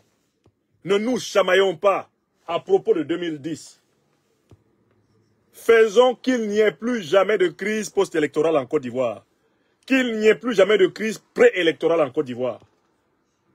Bourgi veut que nous commencions à nous chamailler. Que vous vous disiez, ah, toi tu avais dit que le président Gbagbo a perdu, maintenant tu dis quoi? Comme je vais vous répondre en disant, ah, il a donné 3 millions de dollars à Chirac. Est-ce que si quelqu'un donne 3 millions de dollars, ce n'est pas une clause qui doit l'exclure de l'élection? Oh, après ça va chauffer. Mais ton mentor Guillaume là, c'est pas lui qui a tué les gens à Bouaké? Hein? C'est pas lui qui a fait la rébellion de 2002? Là, les Ouattaristes et les Tiamistes seront assis, disent, Amina, c'est du bon, c'est du bon. Et dans leur cellule africaine de l'Élysée, ils seront contents. Ils vont dire, ah, voilà, c'est, ok. On va entendre la voix de Dominique. Qu'est-ce que c'est joli, chou? Qu'est-ce que c'est joli? Les soroïstes et les bagboïs, ils sont en train de se taper, mais c'est pas possible. C'est magnifique, c'est ce qu'on voulait, chou. Mais, chou, il ne faut pas te réjouir trop tôt, hein. Ils sont en train de se taper comme ça, mais ce longuiligne de Thiam, j'ai l'impression qu'on le prépare dans les officines pour nous faire tomber, Dominique. Hein? Demande à la fiole de travailler sérieusement. Oui.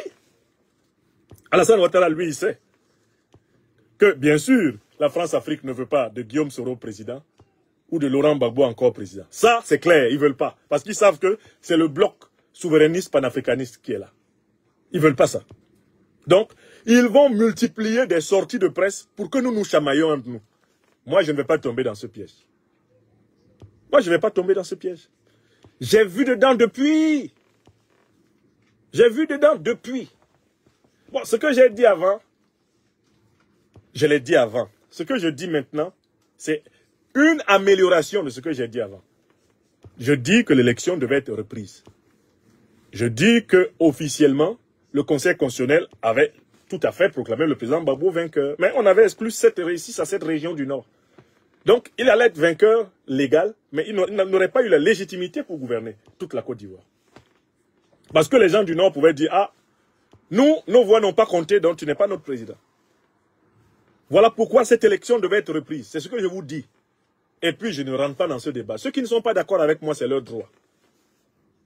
Mais si vous tombez, vous, nos camarades, que ce soit GPS ou PPACI, dans le piège, mais naïf, de vous prendre la tête, alors même qu'il nous faut nous unir pour que nos leaders soient candidats en 2025. Ça voudra dire que vous n'avez pas tiré des leçons, des micmacs de la France-Afrique.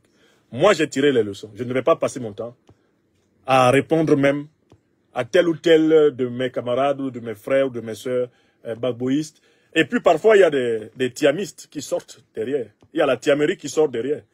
Il y a des ouattaristes qui sortent derrière pour attiser la querelle entre soroïstes et bagboïstes. Parce qu'ils voient que le PPACI et GPS ont, au moins pour la question de l'inclusion électorale, eh bien, un intérêt objectif commun. Donc, il faut tout faire pour nous éloigner. Donc, ils vont réchauffer des choses comme ça. Ils vont ressortir des sujets. Il faut que nous soyons calmes. L'objectif, c'est la libération de la Côte d'Ivoire, du néocolonialisme français et de son valet Ouattara. Et on ne laissera pas un autre valet du néocolonialisme français, comme Thiam, prendre le pouvoir. Voilà, c'est tout. Et on ne laissera pas un coup d'État néocolonialiste prospérer non plus. Voilà. Gardons le cap là-dessus. Pas Ouattara, pas Thiam, parce qu'ils sont des serviteurs des intérêts de l'étranger. Oui, c'est ce qu'ils sont. Ils sont des ultra-libéraux qui vont continuer à surendetter la Côte d'Ivoire pour des générations et des générations, alors qu'eux-mêmes sont à l'abri du besoin. Ils vont continuer à brader l'économie ivoirienne, à proclamer que le PIB de la Côte d'Ivoire est élevé, alors que l'essentiel des marchés ivoiriens sont gagnés par des multinationales étrangères qui rapatrient les bénéfices à l'étranger. Oui! Donc nous n'avons aucun intérêt à ce que ces gens-là continuent à diriger la Côte d'Ivoire. Encore moins un militaire à la Oligui Nguema, qui va venir faire un peu, monsieur, je fais la morale, alors que les fondamentaux de la domination, ils ne touchent pas à un seul. Ils ne touchent pas à l'occupation militaire, ils ne touchent pas à la domination monétaire, ils ne touchent pas à l'intrusion, l'ingérence politique, ils ne touchent même pas à la domination spirituelle et morale. Ils parlent de quoi? C'est sûr, les fonctionnaires gabonais qui jouent au malin. Hein, il attache son visage sur les fonctionnaires gabonais. Quand il fallait trouver 10 milliards pour corrompre l'opposant, qui a battu Ali Bongo dans les urnes, là, il n'a pas attaché le visage. Il allait faire ami avec lui pour calmer le professeur Ondo. Hein? Donc, attention, en Côte d'Ivoire, ne perdons pas le cap. Et c'est ce que je voulais dire. Je passe à l'avant-dernier sujet. Il y a un important accord sur la sécurité de l'espace qui vient d'être signé entre le Mali et la Russie. J'espère que ça ne vous a pas échappé, cet accord-là. C'est vraiment un moment essentiel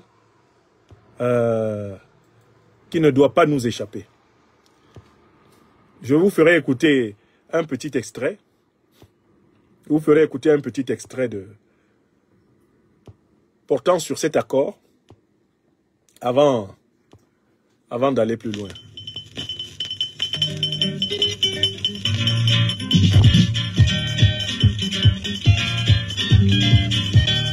On donne un peu la parole à Benjamin Som Jacob. Mais tiens, vous êtes déjà près de 1000 personnes en direct sur la chaîne de soutien YouTube. Vous êtes formidables, mes chers amis. N'oubliez pas d'appuyer sur le pouce levé sous la vidéo.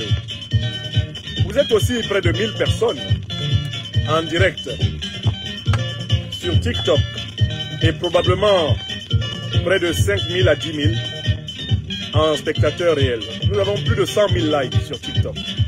Afrique des libertés. Vous êtes près de 1500 personnes en direct sur Facebook. Et vous êtes près de 800 personnes en direct sur Twitter. Formidable.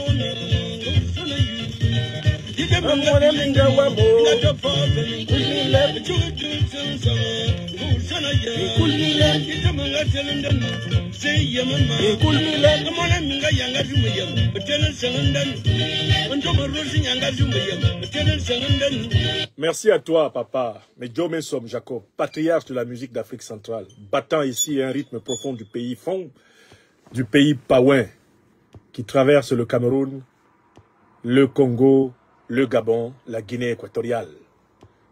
Quand j'écoute cette musique, je me sens parfaitement chez moi, dans ma tête. Écoutez, l'ambassadeur Abdoulaye Diop, ministre malien des Affaires étrangères, a signé un accord extrêmement significatif à l'occasion de son séjour à l'Assemblée générale des Nations Unies à New York. Il a rencontré son alter ego de la Fédération de Russie, le ministre Sergueï Lavrov, que j'appelle Abdoulaye Lavrov, tout comme j'appelle Abdoulaye Diop, eh bien, Sergueï Diop. Sergueï Diop et Abdoulaye Lavrov, tellement ils s'entendent à merveille, se sont retrouvés pour signer un accord dont les termes pourraient échapper à ceux qui ne sont pas vigilants.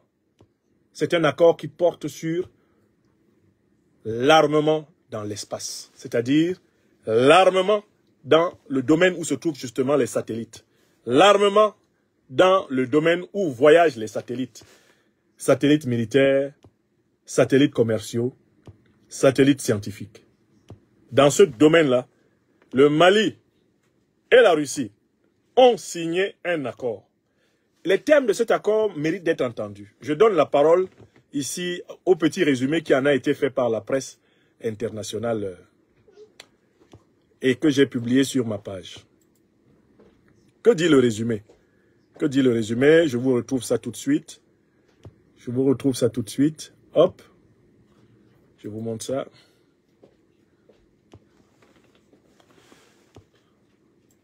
Sergueï Lavrov et Abdoulaye Diop ont signé le 26 septembre un accord sur le non-déploiement en premier d'armes dans l'espace. En marge de l'Assemblée générale de l'ONU, les ministres ont aussi discuté du renforcement ultérieur des relations amicales et de la situation dans la région saharo-sahélienne. La partie russe a confirmé son engagement à continuer de contribuer à la stabilisation du Mali, y compris au sein de l'ONU. Armes dans l'espace. La Russie et le Mali signent une déclaration commune. Sergueï Lavrov et Abdoulaye Diop ont signé le 26 septembre un accord sur le non-déploiement en premier d'armes dans l'espace. En marge de l'Assemblée générale de l'ONU, les ministres ont aussi discuté du renforcement ultérieur des relations amicales et de la situation dans la région saharo-sahélienne. La partie russe a confirmé son engagement à continuer de contribuer à la stabilisation du Mali, y compris au sein de l'ONU. Armes dans l'espace. La Russie et le Mali signent une déclaration commune. Sergueï Lavrov et Abdoulaye Diop ont signé le 26 septembre un accord sur le non-déploiement en premier d'armes dans l'espace. En marge de l'Assemblée générale de l'ONU, les ministres ont aussi discuté du renforcement ultérieur des relations amicales et de la situation dans la région saharo-sahélienne. La partie russe a confirmé son engagement à continuer de contribuer à la stabilisation du Mali, y compris au sein de l'ONU. Armes dans l'espace. La Russie et le Mali. Je vous ai fait écouter 3 fois. Mes chers amis, je vous ai fait écouter 3 fois. Eh bien, le résumé de l'objet de l'accord. Le Mali et la Russie signent un accord pour s'engager à ne pas être les premiers, à installer des armes de guerre dans l'espace. Que signifie cette formule? C'est une formule qui est riche d'enseignements. Ils ont dit qu'ils ne veulent pas être les premiers. Ce qui veut dire que si quelqu'un installe des armes dans l'espace, eux, ils seront les deuxièmes. En français diplomatique complexe, c'est ça que ça veut dire. Ils disent qu'ils ne seront pas les premiers à placer des armes dans l'espace. C'est-à-dire que si les autres le font, eux aussi vont le faire. Or, par là, un renseignement nous est donné. C'est-à-dire que l'OTAN est en train de vouloir placer des armes dans l'espace, est en train de placer des armes dans l'espace pour pouvoir combattre ses ennemis. Et le Mali est intéressé par cette affaire parce que le Mali sait que désormais, les terroristes soutenus par l'OTAN depuis 2011 pour déstabiliser l'Afrique sont armés de drones qui sont guidés par satellite. Et les satellites qui guident ces drones sont des armes dans l'espace. Puisque ce sont des satellites militaires qui se placent au-dessus du Mali pour pouvoir renseigner les troupes ennemies. Et entre autres, justement, les groupes terroristes. Donc, il y a un renseignement extraordinaire qui nous est donné. Le Mali et la Russie nous préviennent qu'il y a des armes qui sont en train d'être placées dans l'espace contre les Africains. Vous avez compris? Est-ce que vous avez bien compris? Écrivez cela. Le Mali et la Russie, à travers cet accord, nous informent de facto qu'il y a déjà des puissances qui ont placé des armes au-dessus du ciel africain.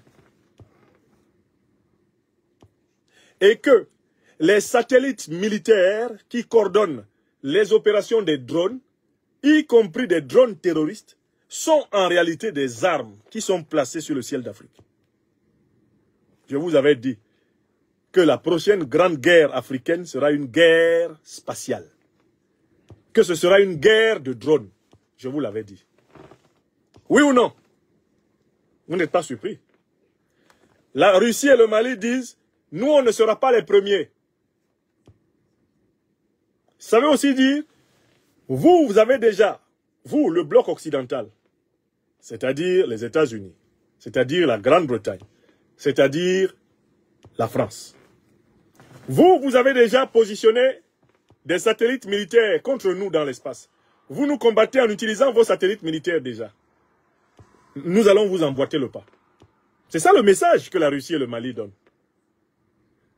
Nous ne serons pas les premiers à placer des armes dans le ciel africain. Mais nous serons obligés de placer des armes pour nous défendre contre les premiers à avoir placé des armes. Vous avez compris? C'est ça le subtil renseignement qui nous est donné par la déclaration et par l'accord. Voilà le renseignement qui nous est donné par cette déclaration et par cet accord. Mais il y a autre chose qui a été dit. La Russie s'engage à toujours soutenir la stabilité du Mali, y compris au Conseil de sécurité de l'ONU. C'est-à-dire qu'au Conseil de sécurité de l'ONU, il y a des forces qui veulent déstabiliser le Mali. Mais quelles sont-elles? Quelle question? Les forces de l'OTAN. Les trois puissances occidentales de l'OTAN voient d'un mauvais œil la souveraineté du Mali, la souveraineté du Burkina Faso, la souveraineté du Niger, qui sont sortis de la chasse gardée du néocolonialisme français. Quand la Russie dit qu'elle va veiller à la stabilité du Mali au Conseil de sécurité de l'ONU, la Russie veut dire qu'elle va utiliser son veto chaque fois qu'on voudra prendre des résolutions pour agresser le Mali. Parce que ça ne vous a pas échappé. Il y a une littérature qui se déploie dans la presse politique occidentale pour dire que le Mali, le Burkina et le Niger ont été capables d'empêcher que le terrorisme se répande vers le golfe de Guinée.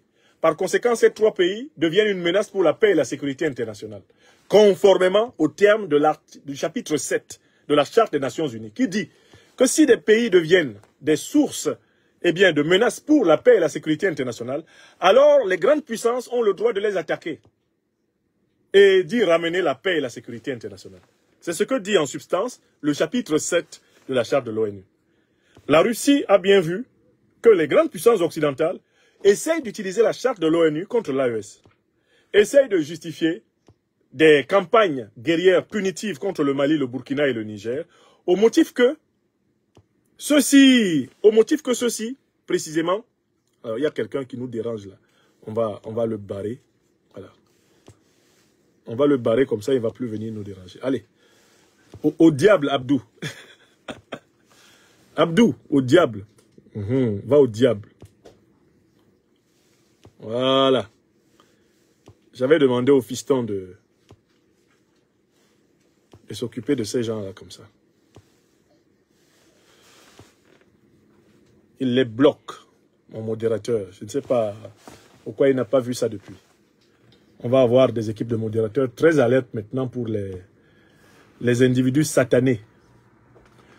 Alors, donc je tenais à dire que c'est bien parce qu'il y a une tentation d'instrumentaliser la déstabilisation du Sahel comme une cause nécessitant une intervention internationale que la Russie a prévenu tout le monde qu'il n'y aura pas de résolution des Nations Unies, passée que ce soit par la France, que ce soit par les États-Unis d'Amérique, ou que ce soit par la Grande-Bretagne, permettant une intervention au Sahel. C'est terminé.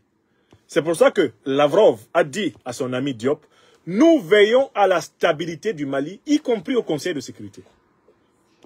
Ça veut dire quoi? On ne va pas laisser passer une résolution ici. Si quelqu'un veut vous attaquer, il va vous attaquer illégalement. Et nous, on va lui répliquer ensemble. C'est ça le message. Si quelqu'un veut vous attaquer, il va vous attaquer d'abord illégalement. Ce sera hors du droit international. Et ça va se régler entre garçons. Voilà le message de la Russie.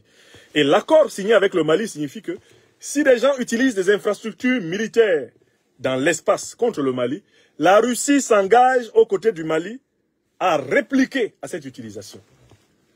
Ce qui veut dire que nous pourrions être aux portes d'une guerre des satellites.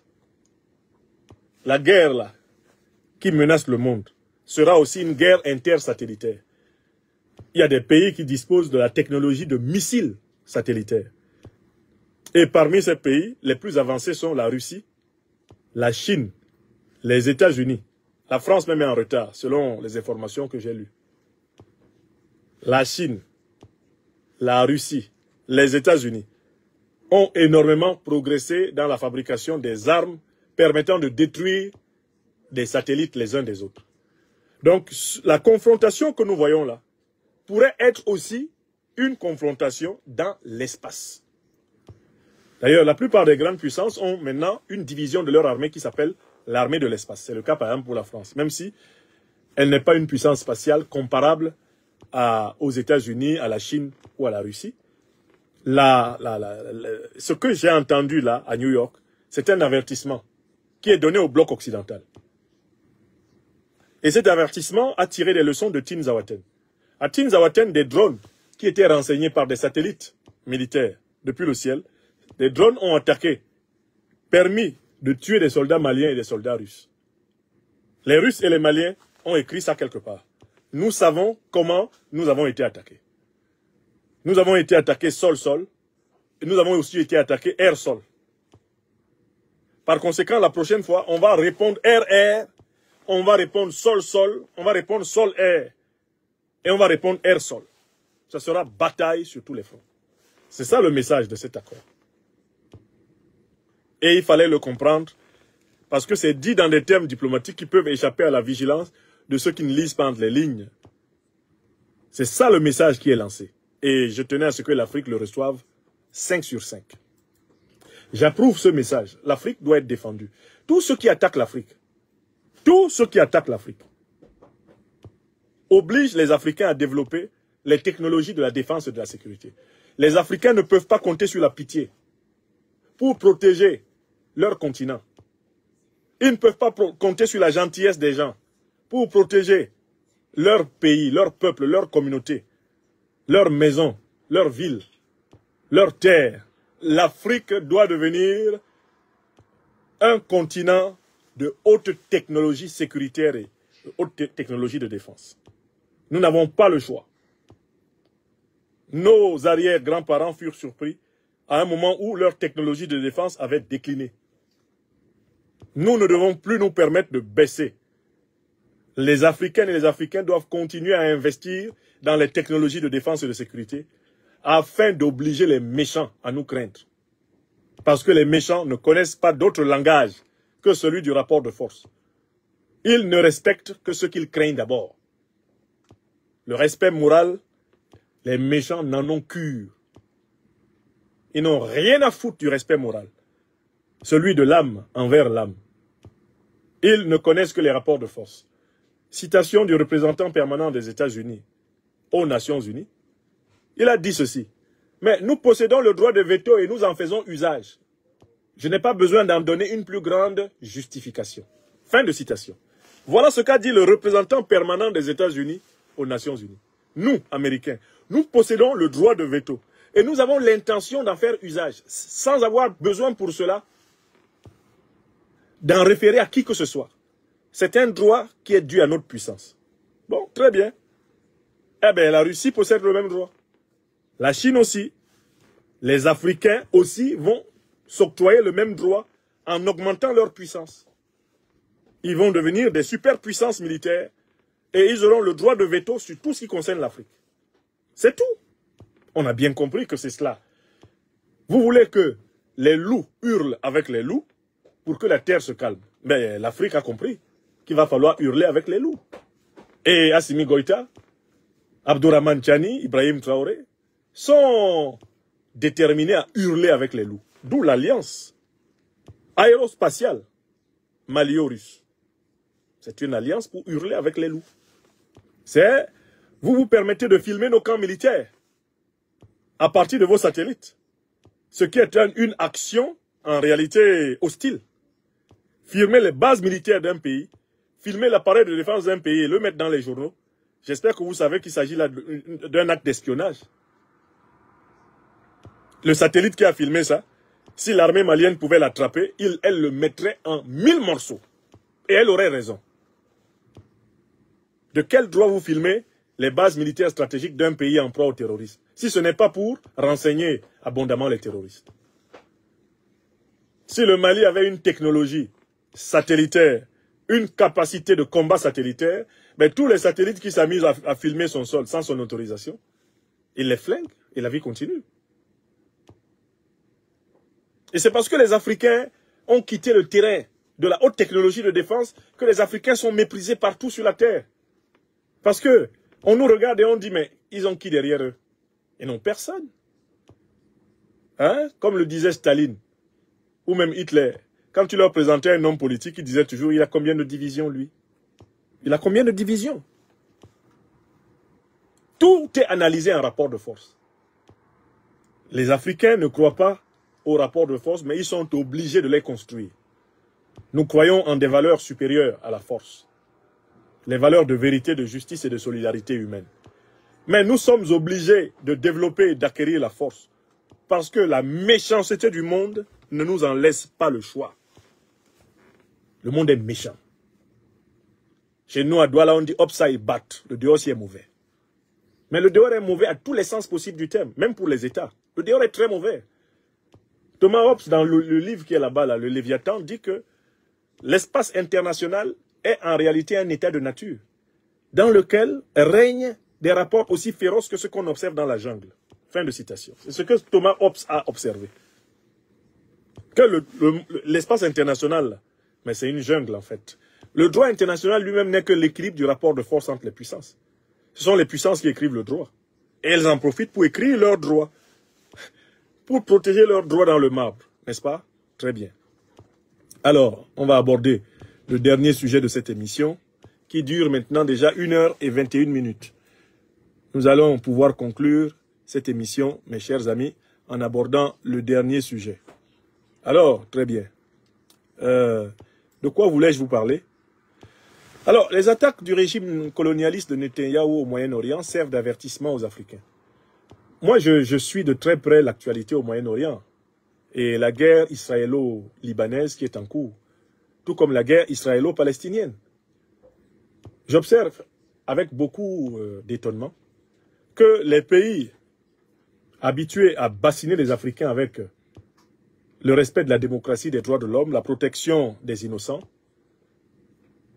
bassiner le Mali, bassiner le Niger, bassiner le Burkina Faso, avec des histoires de « Oh, vous avez commis des crimes de guerre », ces pays se taisent. Pendant qu'Israël est en train de tuer, après près de 50 000 Palestiniens, dont une écrasante majorité de civils, Israël est en train de tuer les Libanais. L'armée coloniale israélienne est en train de tuer les Libanais. Et le monde est tellement devenu lâche que le simple fait de le dire est considéré comme une révolution. Je dis, oh, quand vous ouvrez votre télé, vous voyez qu'on tire sur une ville et qu'on tire sur les habitations civiles. Les immeubles des habitants civils s'effondrent. Qu'est-ce que c'est si ce n'est un génocide? Qu'est-ce que c'est sinon un génocide? Comment on peut tirer sur Beyrouth comme si on était en train de tirer systématiquement sur un camp militaire et on prétend, on dit non, on a visé le QG du Hezbollah. Mais le Hezbollah vit dans un quartier. Le Hezbollah ne possède pas tout un quartier. Le Hezbollah ne possède pas toute la capitale libanaise. Il y a des innocents qui vivent à côté du quartier général du Hezbollah et qui prennent des munitions sur la gueule. Il y a des enfants qui sont tués, des femmes, des hommes de tous les âges qui sont tués par les bombes israéliennes et le monde entier se tait. Et même les Africains se promènent sur les réseaux sociaux pour dire il ne faut pas parler de ça, il ne faut pas parler de ça. Mais vous, si vous ne parlez pas de ça, vous n'êtes pas des hommes. Si vous ne parlez pas de ça, vous n'êtes pas des hommes. Parce que si vous n'en parlez pas, ça veut dire que quand on va nous faire cela, les autres doivent se taire. Si vous ne prenez pas l'habitude de dénoncer l'inhumanité, partout où vous la voyez, sachez que quand ça va vous arriver, les autres vont faire comme vous. Bon, les Palestiniens, eux, ils ont pris l'habitude, à cause de leur malheur, de ne plus parler du malheur du reste du monde, à cause de l'excès de leur malheur. Ça, c'est leur problème. S'ils ne peuvent pas se rendre compte que il fut un temps où l'organisation de la libération de la Palestine était une véritable sœur des mouvements de libération africains. Les mobilisations se faisaient en synchronie entre l'OLP et les mouvements africains de libération. Cette solidarité-là a disparu, sans doute parce que l'idéologie révolutionnaire, mondialiste, internationaliste de l'OLP, elle-même a fondu comme beurre au soleil devant le pouvoir du libéralisme, du néolibéralisme, le pouvoir du dollar. Mais enfin, quand même, on ne peut pas tirer sur les immeubles d'habitation comme on l'a vu à Gaza et nous nous taisons. Si nous nous taisons, quand on va tirer sur nos immeubles d'habitation, pourquoi voulons-nous que le monde entier, pourquoi allons-nous crier à la face du monde entier? Dénonçons les injustices flagrantes. Donc, vous voyez très bien le 2 poids 2 mesures. Le Mali n'a pas eu à connaître le quart des exactions qu'Israël est en train de commettre en Palestine. Le quart des exactions qu'Israël commet au Liban n'a pas eu lieu au Mali en 10 ans. C'est-à-dire que les accusations portées contre l'armée malienne en 10 ans ne valent pas. Elles ne valent pas celles qu'on peut porter avec preuve contre l'armée israélienne aujourd'hui. Mais est-ce que vous voyez le 2 poids 2 mesures sur les médias? J'ai ouvert LCI. Il y avait un monsieur là qui expliquait comment l'armée israélienne va racler le Liban, raser le Liban, et qui disait que désormais on ne peut plus lui opposer la question des innocents, tout ça là, ça fait partie des victimes collatérales de guerre. Lui, il est assis à Paris, il dit ça. Alors que quand Paris s'est mis à brûler, ils sont venus chercher les Africains pour aller combattre les nazis à leur place. Ça me rappelle exactement cette mentalité, cette lâcheté hypocrite des colonialistes et des néocolonialistes. Chaque fois qu'ils ont été en guerre ici, ils sont allés chercher les Africains pour les envoyer devant. Une fois que la paix vient, ils passent pour des courageux. Ils sont assis sur les radios-télé. Alors, ça ne va pas se passer comme ça. Pourtant, ils n'ont jamais été capables de gagner une guerre. Sans aller chercher le monde entier pour faire leur guerre. Comme le disait Yambo Wologan. C'est-à-dire que parfois, quand j'ouvre LCI, j'ai pitié de l'effondrement de l'esprit critique en France. Les innocents qui sont tués en Palestine. Les innocents qui sont tués au Liban. Comment pouvons-nous passer des jours, des semaines, sans considérer que, en tant qu'Africains qui dénonçons le terrorisme, l'impérialisme, le colonialisme, le néocolonialisme, nous avons des devoirs d'humanité envers ces gens-là. Même si eux, ils ne savent pas, nous, on sait. La philosophie du chacun pour soi devrait aboutir à tais-toi quand ça arrive chez toi. Le problème, c'est que quand ça arrive chez toi, toi et moi, qui nous regardons, on ne se tait pas. Mais si on ne se tait pas, ça veut dire qu'il faut dénoncer. Il faut dénoncer. On ne peut pas être là en train d'écraser Beyrouth, en train de tuer des civils. On nous passe ça en boucle à la télé et nous nous taisons. Nous avons peur de quoi? Qu'est-ce que nous n'avons pas connu, nous, Africains? On a tout connu. Nous avons connu les génocides, les exterminations, les déportations. Qu'est-ce qu'on n'a pas connu? On a même tenté de nous faire disparaître par des stérilisations. Oui ou non? Vous tremblez encore pourquoi on a déjà tout vu. Nos ancêtres sont déjà morts de toutes les façons possibles. Vous tremblez encore pourquoi? Alors que maintenant, On a l'opportunité par la mobilisation, la conscientisation de nos masses, de protéger nos communautés à tout jamais de cette ignominie que la langue bambara appelle monnaie. C'est l'humiliation honteuse, la honte humiliante, la honte honteuse. Il faut s'armer de courage et ne pas laisser sans dénoncer les grands crimes que des nations colonialistes commettent. Il faut les dénoncer. Et tous ensemble, plus nombreux nous sommes à le faire, plus il sera impossible à qui que ce soit de vouloir nous présenter comme étant des haineux.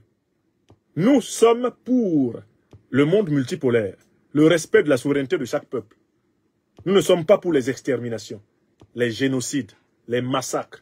Nous ne sommes pas pour la haine. Nous voulons la justice.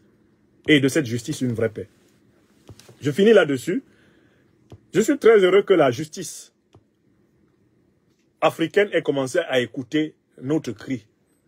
J'ai crié pendant des décennies et des décennies. Toutes les personnalités politiques étrangères, tous les dirigeants étrangers qui, de près ou de loin, ont participé à des actions, ont déclenché des actions de violence contre l'Afrique, provoquant des morts d'hommes en Afrique. Les magistrats africains doivent les juger et les condamner. Même si l'Afrique ne dispose pas encore de moyens de faire appliquer des mandats internationaux contre ceux qui ont saccagé la Libye, tué Kadhafi, armé Al-Qaïda et l'État islamique pour envahir le Sahel, provoquer des morts au Mali, au Burkina, au Niger, au Cameroun, au Tchad, au Nigeria, au Bénin, au Togo, en Côte d'Ivoire, au Ghana. Même si aujourd'hui, ces pays n'ont pas une puissance de mandat leur permettant d'arrêter ceux qui ont organisé la déstabilisation, il faut que ce soit inscrit dans les livres de droit que les dirigeants étrangers qui ont organisé les actes de crimes de guerre, de crimes contre l'humanité ont été dûment condamnés. Et que ce soit la responsabilité des générations actuelles et futures de se donner les moyens d'arrêter tout ou partie de ces criminels. Regardez la facilité avec laquelle on nous traîne en justice, ici, en France, pour nous intimider, pour nous réduire au silence. Regardez la facilité. Mes amis africains, comme m'a regretté Nana qui m'a offert ce boubou bazin, mes amis me donnent des cadeaux. Je prends les cadeaux que mes amis me donnent. Ça énerve M. Macron. Il envoie un procureur me demander pourquoi je porte le boubou que Nana m'a donné. Parce que c'est ça, hein. Le procès que Macron me fait faire, c'est pourquoi moi, quand ma sœur militante africaine m'envoie ce boubou-là, pourquoi je le porte? C'est vraiment ça la question. On a été coupé côté YouTube parce que l'énergie, malheureusement, c'est... La machine s'est déchargée. Je m'excuserai auprès de mes amis. Je reposterai la conclusion. Donc, en fait, ils sont dans une logique du 2 poids 2 mesures. Pour eux, nous, on n'a pas le droit de vivre dignement. On n'a pas le droit de s'aimer. On n'a pas le droit de se soutenir. On n'a pas le droit d'être solidaires. Hein? Nous, les Africains, il faut qu'on se déteste. Il faut que nous, les Africains, on se combatte tout le temps. Il faut que nous, les Africains, nous livrions les uns les autres aux prédateurs. Là, ça va.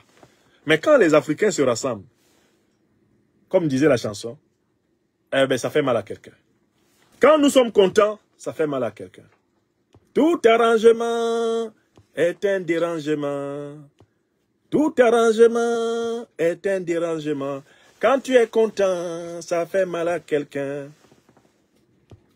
Il faut que nos juges condamnent tous ceux qui sont coupables de crimes contre l'humanité, de crimes de guerre, et qui sont des autorités étrangères et qui vivent encore. Il faut les juger. Même si ceux qui sont morts, il faut les juger et les condamner. C'est trop facile.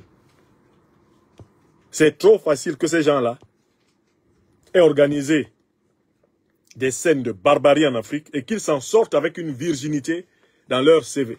Il faut que dans leur extrait de casier africain, on fasse la liste de tous leurs crimes. Et on met ça dans les livres d'histoire. On évalue les réparations que eux ou leurs descendants, leurs héritiers doivent payer. Et on met ça dans les livres d'histoire. Et comme ça, ils savent, si jamais ils viennent à retraverser comme Nicolas Sarkozy, que dès qu'ils traversent, on les prend, on les met au gnouf, on dit payer d'abord, en nombre d'années, payer d'abord un nombre de réparation avant d'espérer autre chose. Il faut que la justice travaille. On a formé des magistrats. Donc, depuis tout le temps que ce fameux Nassim Ouassra n'arrêtait pas de faire la propagande en faveur des groupes terroristes sur les médias ici en France, qu'est-ce qu'on attendait pour le traîner en justice? Il y a un autre hibou là, à Dakar, Serge Daniel. On attend quoi? Qu'est-ce qu'il n'a pas fait pour aider à répandre la propagande terroriste? Il y a un autre ici à Paris, Marwan Ben Yamed. Qu'est-ce que nous on attend en Afrique? Marwan, qu'est-ce qu'il n'a pas fait comme reportage tendancieux ayant pour but de fragiliser le moral des populations? Pourquoi Jeune Afrique a été interdit? Pourquoi la plupart de ces chaînes ont été interdites? C'est bien parce qu'elles avaient posé des actes qui sont susceptibles d'appréciation judiciaire. Donc j'en appelle à féliciter le Burkina, le Mali et le Niger, qui nous font honneur et qui montrent que en Afrique, mais on va vous poursuivre. Vous voulez nous poursuivre, non? Poursuivez-nous, on vous poursuit en Afrique. On va se poursuivre sur la terre ici. Vous nous poursuivez en Europe, on vous poursuit en Afrique. Avant, c'était ces pays, on va vous poursuivre en Afrique. Nous aussi, on va avoir notre CPI en Afrique, là-bas, on vous poursuit. Il n'y a pas que vos juges qui savent être au service de la cause et de leur intérêt, de l'intérêt de leur peuple. Il y a aussi les juges africains. Il est temps que les juges africains fassent leur travail. Je félicite la justice malienne. Je félicite la justice burkinabé et la justice nigérienne qui prennent leurs responsabilités en main. Frères et sœurs magistrats, n'attendez plus. Une puissance étrangère, une autorité politique étrangère viole nos lois, commet des crimes contre nous. S'il vous plaît, saisissez-vous de l'affaire. C'est votre travail. L'État vous a envoyé à l'école pour ça. Donc, ce que je vois Israël faire en Palestine, là, en toute impunité, il ne faut pas que nous laissions à nouveau faire ça contre l'Afrique. Nos magistrats doivent être alertes. Nos armées doivent être alertes. Nos peuples doivent être alertes. Nos intellectuels doivent être alertes. Nous ne devons plus accepter d'être sacrifiés. Voilà ce que je voulais dire pour aujourd'hui. Je vous remercie infiniment. Vous avez été nombreux à suivre la présente conférence. Bon, je m'excuserai auprès de nos amis côté YouTube. On a été coupé. Je n'ai pas vu que la batterie de l'ordinateur portable était déchargée. Ils ont perdu quelques 5 minutes, mais ce n'est pas bien grave. Nous avons plutôt bien causé. Il est 1h et pratiquement, ça fait bien 1h37 que nous parlions. Je vous remercie infiniment, une fois de plus, de m'accompagner dans ce week-end un peu de deuil pour nous, puisqu'on a perdu notre ami Nana Alka Fofana, à qui nous souhaitons une fois de plus un excellent voyage sur le fond de la musique du grand Jacob Medjomensom. Medjomensom qui nous a accompagnés tout à l'heure. Je vous ferai souvent découvrir comme ça quelques anciens. J'aime beaucoup les anciens.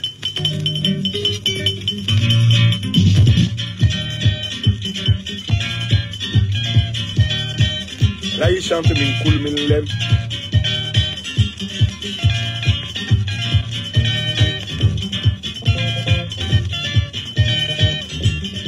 Soyez bénis, mes chers amis. Que la paix règne chez vous.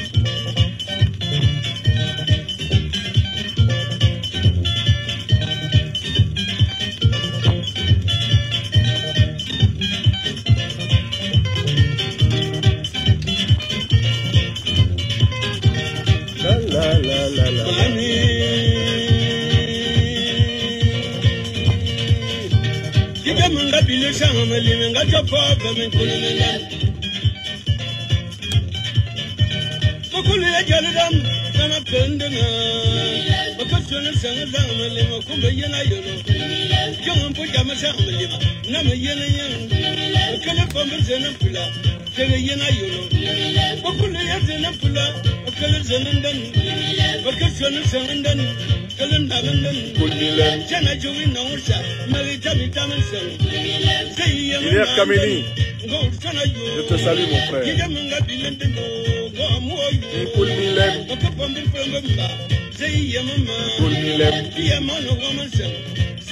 Dolly Music Man, merci.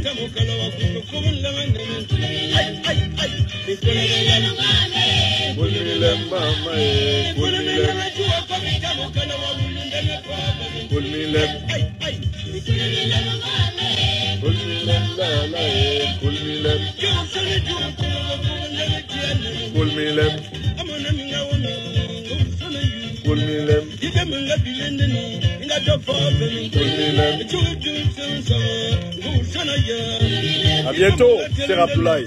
Saïbou.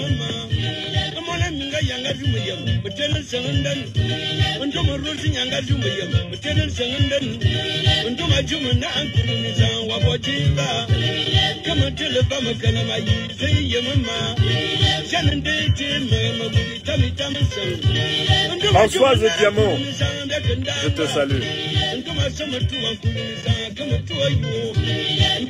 Cheikh Oumar, merci.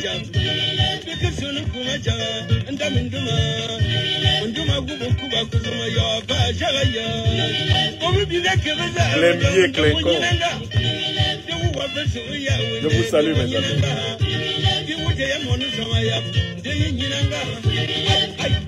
Je crois que vous étiez peut-être près de 10 000 personnes au moins ce soir sur TikTok. Afrique des libertés. Notre procédure pour récupérer nos comptes YouTube, Jean-Claude Cameroun Afrique des libertés, notre mail personnel Gmail a été introduite et on commence à avoir quelques premiers échos aujourd'hui. Je vous informerai très rapidement de l'évolution des choses. Merci infiniment. Merci de votre soutien. Bonne soirée.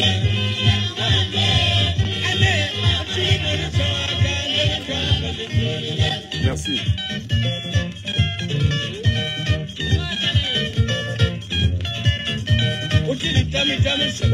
Richmond Ball, sois béni. Merci infiniment.